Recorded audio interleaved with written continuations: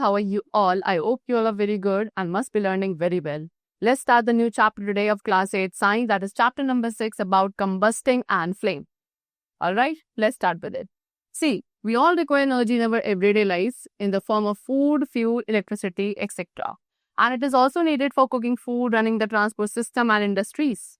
The conventional energy sources such as coal, petroleum and natural gas are being increasingly used, but we have only limited resources of conventional sources of energy and they are depleting at a very fast rate. Therefore, scientists all over the world are trying to develop alternative sources of energy. What they're saying students कि हम सभी को अपने daily life में energy की requirement होती है, चाहे फिर वो फूड की फॉर्म में हो, फ्यूल की, इलेक्ट्रिसिटी एक्सेट्रा. उसके अलावा हमें एनर्जी फूड कुकिंग के लिए, ट्रांसपोर्ट सिस्टम को रन करने के लिए, इंडस्ट्रीज को रन करने के लिए भी रिक्वायर्ड है. द कन्वेंशनल एनर्जी, ठीक है, जो कन्वेंशनल एनर्जी सोर्सेज हैं लाइक कोल, पेट्रोलियम और नेचुरल गैस, इनका जो यूज है students day by day increase हो रहा है, राइट. बट अब इन कन्वेंशनल सोर्सेज ऑफ एनर्जी के अमाउंट की बात करें तो हमारे पास केवल लिमिटेड रिसोर्सेज हैं ऐसे, राइट. एंड इनको भी हम एक बहुत ही फास्ट रेट पे डिप्लीट कर रहे हैं. इसीलिए all over the world scientist क्या कोशिश करना है कि वो कुछ ऑल्टरनेट सोर्सेज ऑफ एनर्जी को डेवलप करें. ठीक है, now let's talk about combustion. So you would have seen कि कोल को हम अंगीठी या चूल्हा पे बर्न करते हैं जब, तो वो hot colour, red hot colour में कन्वर्ट हो जाता है. एंड कुछ टाइम बाद चूल्हा जब आपको कूल डाउन होता है तो आपको वहाँ पे कोल नहीं मिलता, ठीक है, ना ही वहाँ पे कोई कोल डू नॉट गेट लिप, वहाँ पे कोल बसा नहीं होता है, केवल ऐश वहाँ पे बसती है, राइट. सो बेसिकली अब उस कोल के साथ हुआ क्या स्टूडेंट कि ऑन हीटिंग, ऑन बर्निंग, जब आपने बर्न करा तो कोल कार्बन डाइऑक्साइड गैस में एंड ऐश में चेंज हो गया. एंड इसीलिए ऑन बर्निंग एक सब्सटेंस को क्या, जब एक सब्सटेंस का जो कॉम्पोजिशन होता है वो चेंज हो जाता है व्हेन यू बर्न इट, ठीक है, यानी कि एक सब्सटेंस अदर सब्सटेंसेस में चेंज हो जाता है एंड इस प्रोसेस को हम बोलते हैं कंबशन. सो कंबशन क्या है? कंबशन एक केमिकल चेंज है जो ऑक्सीजन की प्रेजेंस में होता है एंड उसके अंदर हीट एंड लाइट दोनों ही चीजें प्रोड्यूस होती हैं एट द सेम टाइम, ठीक है. एंड ऑल्सो उस सब्सटेंस का जो कॉम्पोजिशन है वो चेंज हो जाता है, right. Burning of coal, paper, candle, hydrocarbon, ये सभी एग्जांपल्स हैं कंबशन के. इट मे बी नोटेड कि ड्यूरिंग कंबशन के दौरान स्टूडेंट आपने अगर नोट किया हो तो कुछ केमिकल चेंजेस भी आने चाहिए, ठीक है. अगर केमिकल चेंजेस रिएक्शन में नहीं आते हैं लेकिन हीट एंड लाइट अगर प्रोड्यूस हो रहे हैं सो वो रिएक्शन को आप क्या बोलेंगे? कंबशन बोलेंगे. फॉर एग्जाम्पल, अब आप एक इलेक्ट्रिक बल्ब को स्विच ऑन करते हो तो वो ग्लो करना स्टार्ट करता है ना, एंड आपको उससे लाइट एनर्जी रिसीव होती है. बट इफ इट टच, अगर आप उस बल्ब को, ग्लोइंग बल्ब को टच करोगे so what you will find कि वो हीट भी प्रोड्यूस करता है. सो डू यू थिंक कि जो इलेक्ट्रिक बल्ब की ग्लोइंग है ना, वो भी एक कंबशन केस है? No, glowing of bulb is not combustion. Why? Because यहाँ पे कोई केमिकल चेंज नहीं हो रहा है, ठीक है, यानी कि यहाँ पे कोई भी न्यू सब्सटेंस का फॉर्मेशन नहीं हो रहा है. ऑलराइट, चल. Then we have what conditions for combustion. अब कंबशन के लिए स्टूडेंट क्या क्या कंडीशन है? So let us look at some of our day-to-day experiences and find out the conditions which are necessary for combustion. See, if we bring, अगर आप एक burning matchstick को पेपर के नियर लाते हैं, कैरोसिन, पेट्रोल या alcohol के near, तो वो सब्सटेंसेस इमीडिएटली फायर को कैच कर लेंगे, राइट. लेकिन ग्लास एंड स्टोन सब्सटेंसेस के केस में कोई भी चेंज ऑब्जर्व नहीं किया जाता, ठीक है. सो ऐसे सब्सटेंसेस जो बर्न कर सकते हैं उन्हें हम क्या बोलते हैं? Combustible substances. For example petrol, kerosene, alcohol etcetera. But there are certain substances जो क्या नहीं होते स्टूडेंट? बर्न नहीं हो पाते हैं, उन्हें आप बोलते हैं non combustible substances. For example stone and glass. So hence we can say कि कंबशन के लिए सबसे पहले आपको एक कंबस्टेबल सब्सटेंस की रिक्वायरमेंट होती है. नाउ वी नो कि एयर के अंदर स्टूडेंट ऑक्सीजन प्रेजेंट है जो कि एक अच्छा सपोर्टर है ना कंबशन का. सो व्हेन वी कवर, अगर आप बर्निंग कोल को, ठीक है, वेसल से कवर कर देते हैं तो वहां पे एयर की सप्लाई कट ऑफ हो जाती है एंड ऐसे केस में जो कोल फायर है it will stop. Then we also know कि इन चूल्हा में जो आप विलेजेस में यूज किए जाते हैं फॉर कुकिंग फूड, उसके अंदर स्टूडेंट गैप्स जो है वुड के लॉग्स के बीच में गैप्स छोड़े जाते हैं. एंड ये गैप्स आपके क्या होते हैं, क्यों छोड़े जाते हैं? कि एयर उस चूल्हा के अंदर एंटर कर सके. सो इसीलिए व्हाट दे आर सेइंग कि एक good supply of oxygen, oxygen की एक अच्छी सप्लाई की भी रिक्वायरमेंट होती है. It is must for the purpose of burning और कंबशन. चलो, then often we find in order to light up a pressure stove. अब ऐसे ही एक प्रेशर स्टोव को आपको अगर लाइट अप करना है, एक बर्निंग मैस्टिक को हम क्या करते हैं? उस कैरोसिन ऑयल के पास रखते हैं, ठीक है, जो आपने कप में लिया राउंड द बर्नर, एंड वहां पे वो ऑयल जो है वो बर्न करना स्टार्ट करता है. इट इज ऑल्सो सीन कि कोल को बर्न करने के लिए अंगीठी में sufficient amount of heat supply की जाती है। वेस्ट पेपर या किसी भी क्लोथ को जो आपने कैरोसिन ऑयल में डिप किया है ना, उसको बर्न करके एक sufficient amount of heat supply करनी पड़ती है, तब जाके अंगीठी के अंदर वो कोल बर्न होना शुरू होता है। Why is it so? ऐसा क्यों? स्टूडेंट्स, व्हेनेवर जब भी आप एक सब्सटेंस को हीट करते हो तो उसका टेम्परेचर इंक्रीज होता है, एंड तब तक इंक्रीज होता है जब तक वो उस टेम्परेचर के इक्वल ना हो जाए जिस टेम्परेचर पे वो सब्सटेंस बर्न करना स्टार्ट करेगा। एंड उसी टेम्परेचर को आप बोलते हैं इग्निशन टेम्परेचर। सो एक सब्सटेंस आपका तब तक बर्न नहीं हो सकता, तब तक फायर कैच नहीं करेगा अनटिल अनलेस उसका टेम्परेचर उसके इग्निशन टेम्परेचर से कम है। तो इग्निशन टेम्परेचर क्या होता है? इट इज लोवेस्ट टेम्परेचर, सबसे लोवेस्ट टेम्परेचर जिस पे एक सब्सटेंस फायर कैच करता है, बर्न करना शुरू कर देता है, that is known as ignition temperature. Alright, अब डिफरेंट सब्सटेंसेस का इग्निशन टेम्परेचर डिफरेंट होता है। जितना लोअर यानी कि जितनी कम वैल्यू होगी इग्निशन टेम्परेचर की किसी भी एक सब्सटेंस के, है ना, उतना ज्यादा लेस अमाउंट ऑफ हीट की रिक्वायरमेंट होगी उसे बर्न करने के लिए। फॉर एग्जाम्पल कैरोसिन, कैरोसिन का इग्निशन टेम्परेचर पेट्रोल के इग्निशन टेम्परेचर से ज्यादा होता है। So that means petrol fire immediately catch कर लेगा, वेराज कैरोसिन को ज्यादा हीट की रिक्वायरमेंट है बर्न होने के लिए। Similarly ignition temperature of coal that is also very high, इसीलिए से ज्यादा हीट चाहिए बर्न होने के लिए।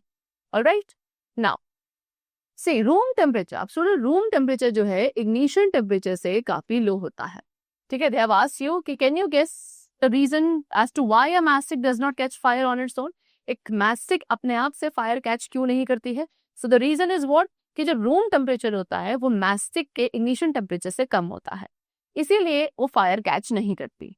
एंड जब आप मैस्टिक को बॉक्स के साइड वाले पोर्शन से रब करते हैं तो वहां पे हीट प्रोड्यूस होती है फ्रिक्शन की वजह से, एंड ये हीट उस केमिकल के जो उस मैस्टिक पे प्रेजेंट है उन केमिकल्स का इग्निशन टेम्परेचर इंक्रीज करती है। ठीक है, and then the matchstick starts burning.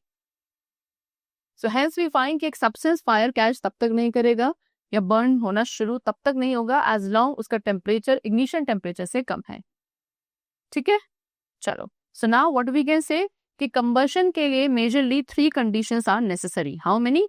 3 conditions. Number 1, presence of a combustible substance. सबसे पहले कंबस्टिबल सब्सटेंस जरूर होना चाहिए। ठीक है, यानी कि एक ऐसा सब्सटेंस जो इजीली बर्न हो जाए, for example fuel. Secondly, combustion का सपोर्टर होना जरूरी है, that is oxygen from air. And thirdly, ignition temperature का अटेन होना जरूरी है ऑन हीटिंग। अनलेस जब तक ये तीनों ही कंडीशंस फुलफिल नहीं होती हैं, combustion can not take place. Now next we have types of combustion. So combustion को स्टूडेंट उनके रेट बेसिस पर हम 3 टाइप्स में क्लासिफाई करते हैं। Number 1 we have spontaneous combustion.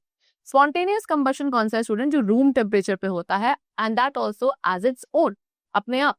ठीक है, तो वो सब्सटेंसेस जिनका इग्निशन टेम्परेचर एटमॉस्फेरिक टेम्परेचर से कम होता है वो स्पॉन्टेनियस कंबशन शो करते हैं। For example yellow phosphorus. ठीक है, इसीलिए उसको वाटर में स्टोर किया जाता है।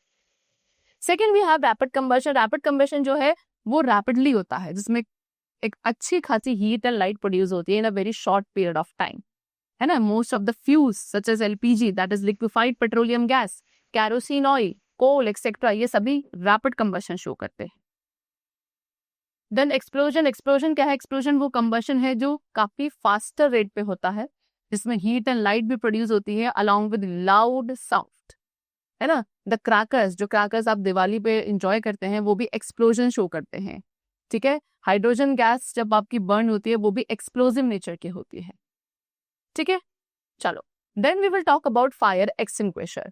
So students, we know कि fire is very useful in our day-to-day life. However, sometimes it proves to be destructive, right? Fire वैसे बहुत useful है, लेकिन कभी-कभी ये मान ली destructive भी होती है, स्पेशली जब uncontrollable अगर फायर हो जाती है। इसीलिए it is necessary कि हमें क्या पता हो फायर को कंट्रोल करने के ways and means we should know, right? So as you are aware कि small fire, अब एक small fire को extinguish किया जा सकता है एक लिड से कवर करके, फॉर एग्जाम्पल कोल फायर और फायर इन फ्राइंग पैन। ठीक है, कोल फायर जो फ्राइंग पैन में फायर होती है उसको हम कैसे लिड से कवर करके एक्सटिंग्विश करते हैं। Similarly you would have seen कि जब एक पर्सन फायर कैच करता है ना, एंड आप उसको कवर करते हो with the thick blanket and then you make him roll on the ground, right. We often see कि व्हेनेवर जब भी फायर स्प्रेड होती है एक वास्ट एरिया पे, तो आप उस पर वाटर पोर करते हैं या सैंड पोर करते हैं ना उसको पुट ऑफ करने के लिए। तो how is a fire put off by covering और pouring the water? Basically as you have learn one condition, अपने यहाँ पे कंबशन के सपोर्टिंग की एक कंडीशन पड़ी थी, दैट इज एयर, ऑक्सीजन. सो अगर आप एयर सप्लाई को कट कर देते हैं फायर को लिड से कवर करके, सो वहां पे फायर क्या हो जाएगी स्टूडेंट्स, एक्सटिंग्विश हो जाएगी. ठीक है. सो द अपैरेटस, अब यहाँ पे बेसिकली जो अपैरेटस हम फायर को एक्सटिंग्विश करने के लिए यूज करते हैं, that is known as fire extinguisher, है ना. फायर एक्सटिंग्विशन आपने पेट्रोल पंप, बड़ी बड़ी बिल्डिंग्स जो होती हैं, सिनेमा हॉल या अदर पब्लिक प्लेसेस पे भी बहुत कॉमनली देखे भी. Now what is the principle, fire extinguisher की वर्किंग का जो प्रिंसिपल है वो किस पे बेस्ड है, either of the following three conditions. Number one, cooling the combustible. सबसे क्या है, पहला प्रिंसिपल ये है कि वो कंबस्टेबल मटेरियल को कूल डाउन कर देता है, उसके इग्निशन टेम्परेचर से नीचे ले आता है. सेकेंड क्या होता है, वो एयर सप्लाई को कट ऑफ करता है. या फिर थर्ड हो सकता है कि कंबस्टेबल मटेरियल को कूल किया जाता है and at the same time air supply को भी कट कर दिया जाता है. सो ये थ्री डिफरेंट टाइप्स के फायर एक्सटिंग्विशर्स आज के टाइम पर अवेलेबल हैं. That is simple soda acid fire extinguisher, second we have foam type fire extinguisher, and third we have carbon tetrachloride fire extinguisher. First of all we'll talk about soda acid fire extinguisher. There is a picture of that. So इसके अंदर एक concentrated solution use होता है, किसका, sodium hydrogen carbonate का, that is also in a small cylinder. ठीक है, उसमें ग्लास बॉटल फिल्ड होती है सल्फ्यूरिक एसिड के साथ. तो जैसे ही फायर ब्रेकआउट होगा, सिलेंडर को हिट किया जाता है एक हार्ड सरफेस पर उस बॉटल को ब्रेक करने के लिए, एंड जैसे ही बॉटल ब्रेक होगी वो एसिड सोडियम हाइड्रोजन कार्बोनेट के साथ रिएक्ट करेगा कार्बन डाइऑक्साइड गैस इवॉल्व करने के लिए, जो कि अपने आप में एक नॉन सपोर्टर गैस है of the combustion, and ultimately fire will get extinguish, है ना. एंड जो वाटर है, वाटर अपने कूलिंग इफेक्ट से क्या करेगा, उस कंबस्टेबल सब्सटेंस के टेम्परेचर को उसके इग्निशन टेम्परेचर से नीचे ले आएगा. ठीक है, there is a reaction that is NaSCO3 sodium hydrogen carbonate plus H2SO4 sulfuric acid will combine and then they will form Na2SO4 sodium sulfate plus water plus carbon dioxide gas. Second type of extinguisher we have foam type fire extinguisher. So ये भी soda acid fire extinguisher की तरह है, accept कि इसके अंदर aluminium sulphate present होता है instead of sulphuric acid.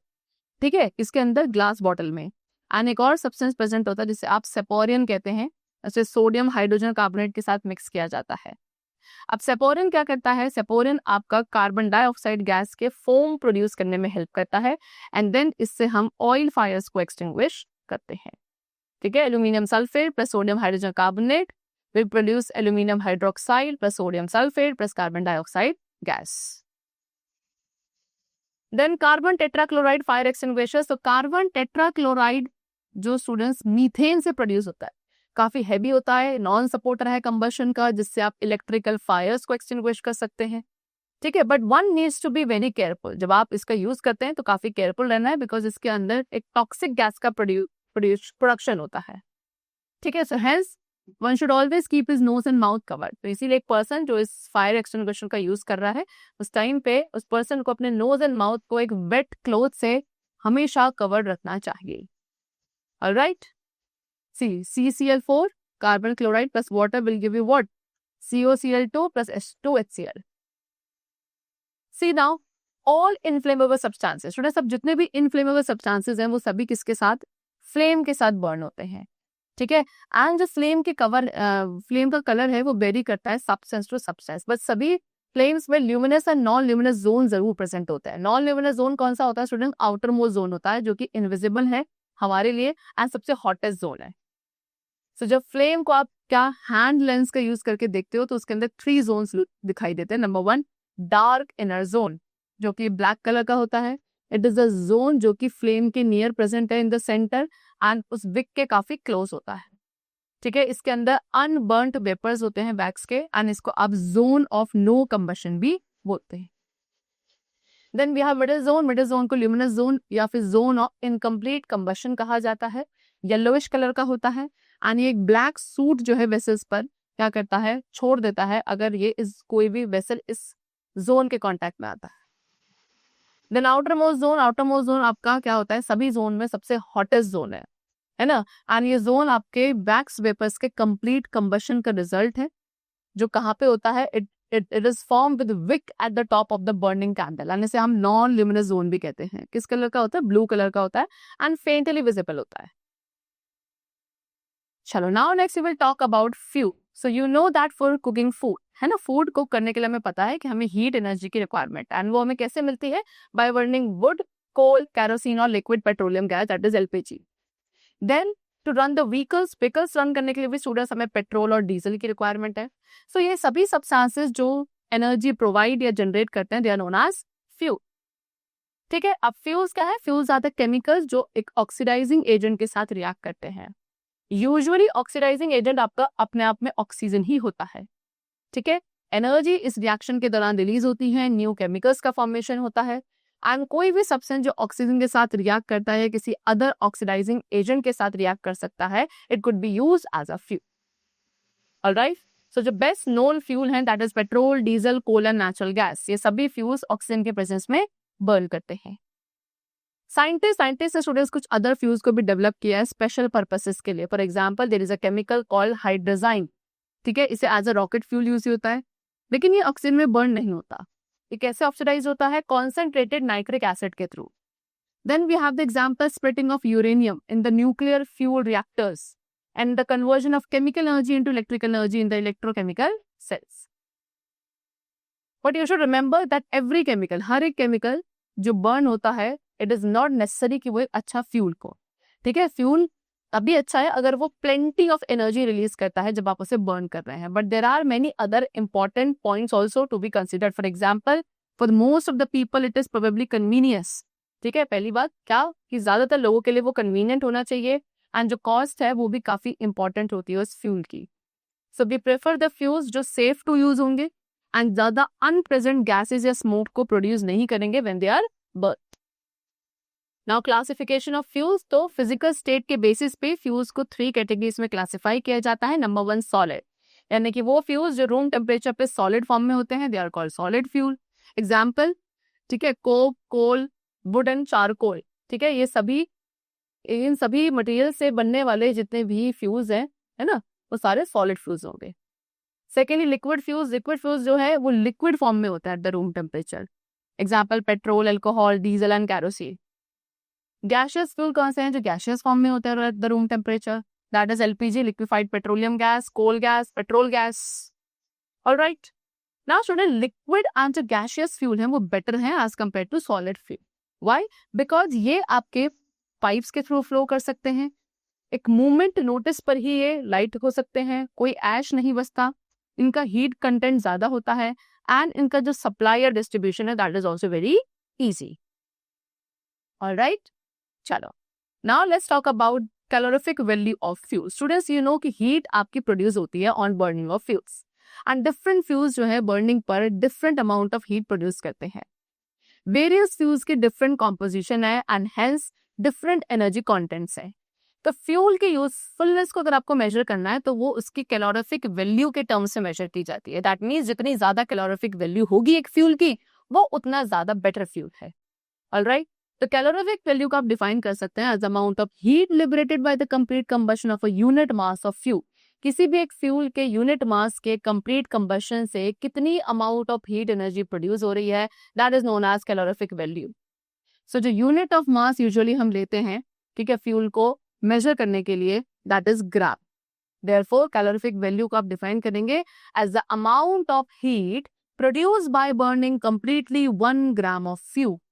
Example, अगर आपने 1 ग्राम कार्बन यानी कि मान लो चारकोल को बर्न किया है एंड उससे 8137 कैलोरीज ऑफ हीट प्रोड्यूस हो रही है, alright, that is 34,013 joule of heat energy. तो वहां पे कार्बन की कैलोरिफिक वैल्यू कितनी होगी? 34,013 जूल पर ग्राम। तो कैलोरिफिक वैल्यू को एक्सप्रेस किया जाता है किलो जूल पर ग्राम में, बिकॉज जूल एक आपकी स्मॉल यूनिट है एनर्जी की। सो कार्बन की कैलोरिफिक वैल्यू कितनी होगी? 34 किलो जूल पर ग्राम।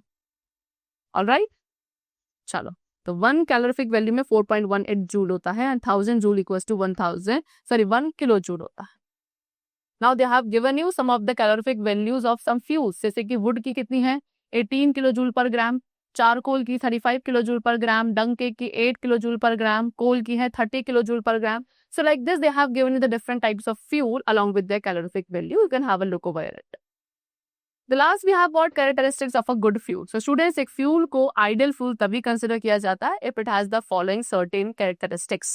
Number 1, that a good fuel should have a low ignition temperature, of course above than the room temperature.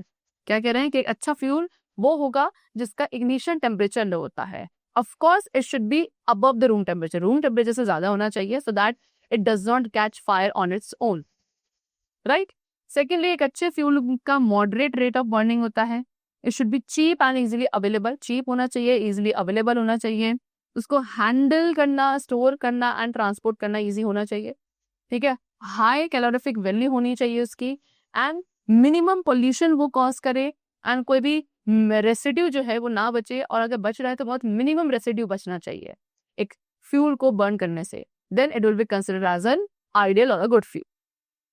Alright, that's the chapter completed over here, and I hope that you must have understood it very carefully. Now let's meet in the next session. Till then, take care of yourself, keep learning well, keep smiling, and thanks to all.